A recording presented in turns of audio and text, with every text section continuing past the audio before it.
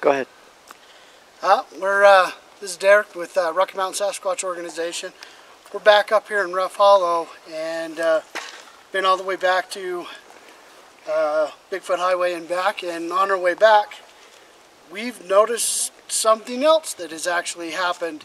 We're back at the rock stack that Brody and Jen put together back in September, or October anyway.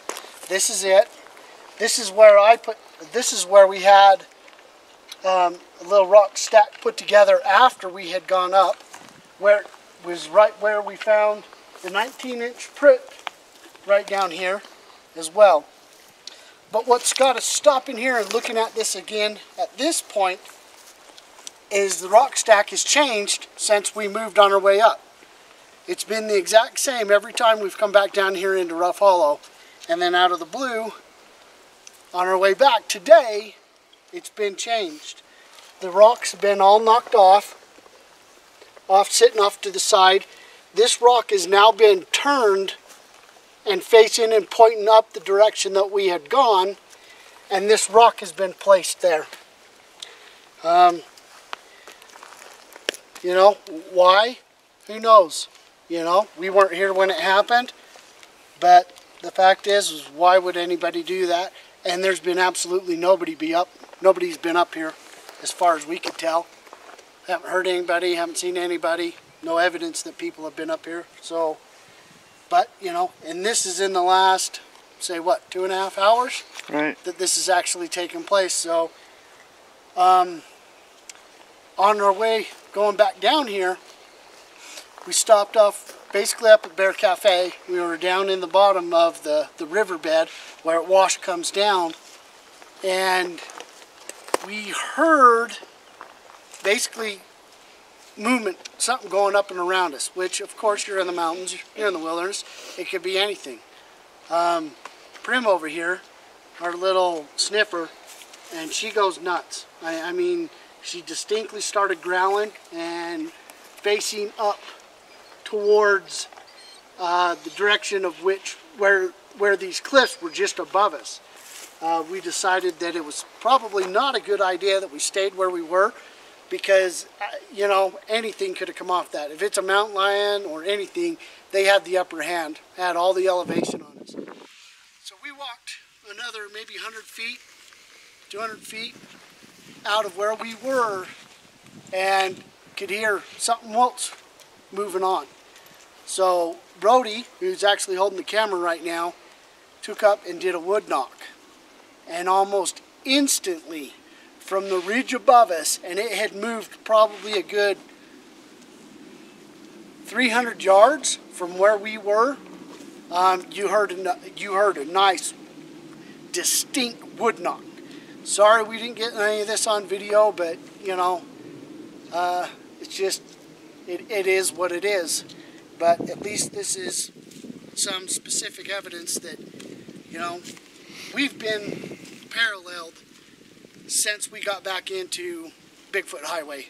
Since we entered what we call Mirkwood, which is where we believe they're actually living, they've paralleled us. We found 6, 7 different 19-inch footprints that were pretty distinct. Found 4 or 5 14-inch footprints now, and we've been hearing them. We've heard grunts going on. We've heard wood knocks. We've heard them following us. Have yet to lay eyes on anything. That being said, you know what? It's been an extremely good day in Rough Hollow, and just something else. I'm gonna shut up. We're gonna let you hear, because we're hearing some stuff.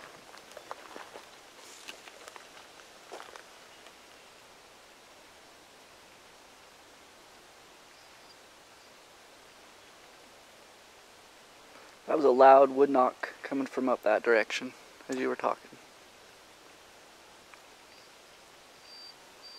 Dogs whining as well. If you can't hear that on the microphone, our 120-pound Great Pyrenees is whining. And she don't whine unless she's in the car. She don't want to be in the car.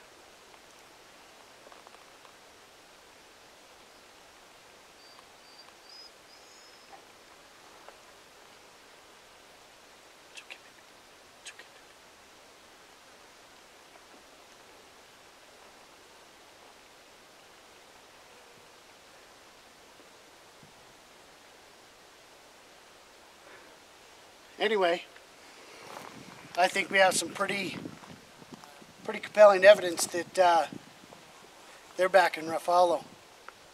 So thanks for watching. All right, this is Derek with Rocky Mountain Sasquatch Organization again. Still same time up Rough Hollow with the family and everything. Where we are right now is where we had the sidestepping 17-inch footprints in the snow that we had found. And right here, there's a lot of leaves and it's a lot of grown in now. But at the time, this is where we caught that, basically that figure running up the hillside. We were just crossing past this tree as he come around and pointed, and that's where it ran up the thing. Well, something else has actually happened to kind of stop us and get us to talk about this. And let me see this stick for a second, baby. Shelly and I grabbed this stick when we were back up in Mirkwood, up at Bigfoot Highway, Sasquatch Highway. We grabbed this just to kind of use it as a good walking stick coming back. You don't find this type of wood down here in the area, and this literally is where we come in. We're 100 yards from the truck at this point in time, maybe a little bit further than that. But what we found here, and this might not seem out of the ordinary to some of you guys, and you say, oh, well, yeah, that's just a stick sitting on the side of the thing. Well, this is the same exact type or same wood and stick that we found in pretty much the same location where we just had lunch, basically, is where this stick came from. At least that's what it looks like. Exact same type.